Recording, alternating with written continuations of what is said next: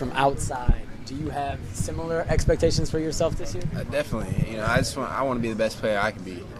Best player I can be for myself. Best player I can be for this team.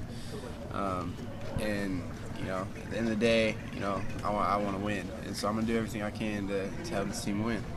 There's talk, obviously, people are already, as they always do, always talk about the NFL draft. Is that on your mind, not necessarily making yourself go high, but thinking about the future and being a high draft pick in the NFL? I mean, it definitely is, and it motivates me to work harder, But, right now, my focus is this team, and I know if, I'm successful, with this team, together as a group, my future will be successful. And so, I'm banking on them to help me out, and they're banking on me to help them out. And I want, I want it for our team. The past 2 seasons been frustrating for you? Definitely has. Definitely has. Especially, with the talent I felt like we had on our team. Definitely been let down the past 2 seasons, and it's been hard. It's been a rough one. But you gotta get knocked out to come back and fight again. So we've definitely had our punches to the face, and we're gonna come back this season ready. I think you can see a lot of teams when they struggle like that, they get knocked out and they don't get back up, and there's kind of a defeatist attitude on that team.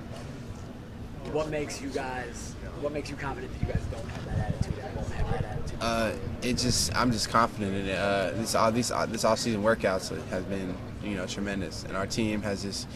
We all know what it tastes like last year to go 3-9. We got a lot of experience coming back, and nobody wants to go through that again, and nobody wants to feel that pain again. And so this off season, we've just been busting our butts. We've been pushing each other every single day to just become the best we can be. And if we become Simon Detail and play as one heartbeat, we feel like we can't be beat with the talent we have on our team. Past few years, defense has given up a lot of points, a lot of yards, had some great individual players. You guys drafted, obviously, Steve and Gabe Miller a couple of years ago, now yourself. But as a unit, it hasn't, I imagine, been where you guys want it to be.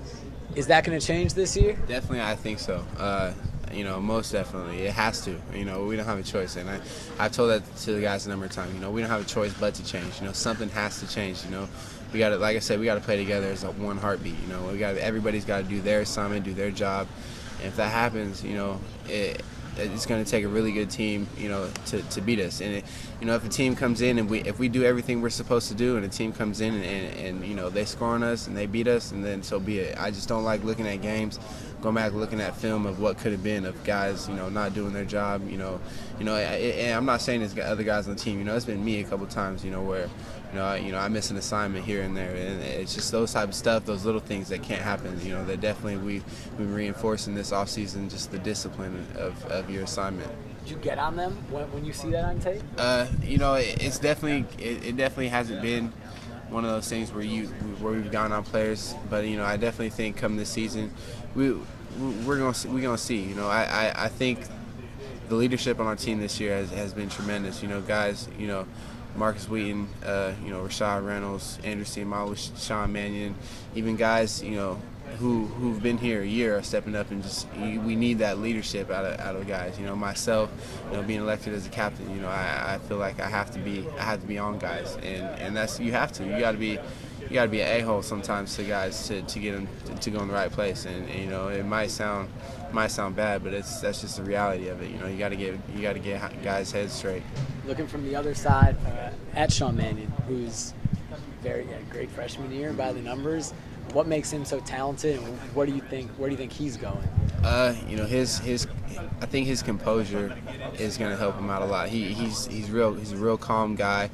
He doesn't seem he doesn't show that he's rattled in certain situations. I think that he's grown a lot over the past season throughout spring ball. Him and Marcus have hooked up a lot of times. He's even finding other receivers that he likes. So Boom, Kevin Cummings, and he's just a year of college football does a lot to you.